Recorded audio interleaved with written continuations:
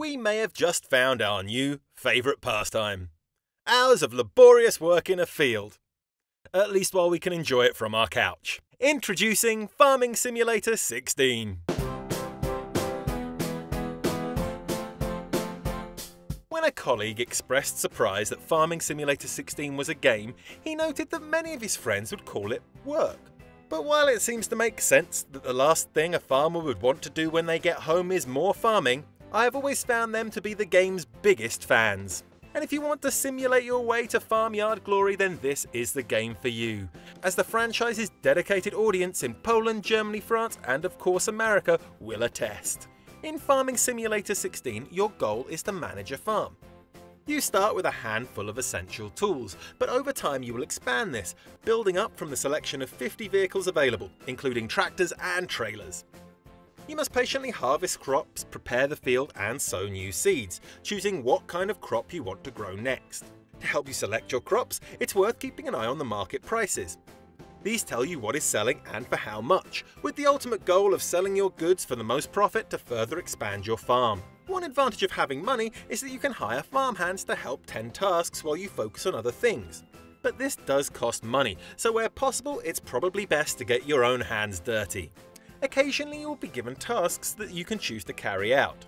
Undertaking one of these will give you a time limit in which to reach the goal, but managing to complete a task will earn you some easy cash.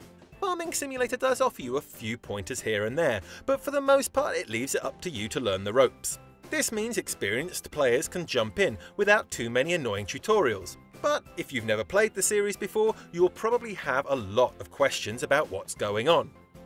Fortunately, there's a comprehensive 23-page instruction manual just a few clicks away. The farm and town around it are open world, with graphics that manage to look good even on a small screen. Even with all the detail, the game managed to keep things clear enough that you can tell which field is ready to be harvested and when, even if the sun goes down and you have to turn on your headlights. The gameplay is surprisingly responsive too, with the choice of gyro inputs and touch controls, though we did tend to side with the more understated touch option. Farming Simulator 16 has continued to build on the franchise with new types of crops and machinery. For example, you now have the option to cut down trees. But the biggest news for this mobile version of the series is the inclusion of multiplayer.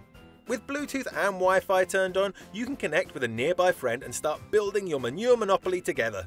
Even if the ability for both of you to wrestle with a single tractor's controls feels a little strange and can regularly result in crashes. Don't worry though, even the worst crash won't result in you hurting your tractor, however much you want it to. Like so many Sims now, Farming Simulator 16 turns what should be a taxing job into something fun and strangely relaxing. With its mix of SimCity-style management and hands-on farming, there is more here than you may expect to keep you involved.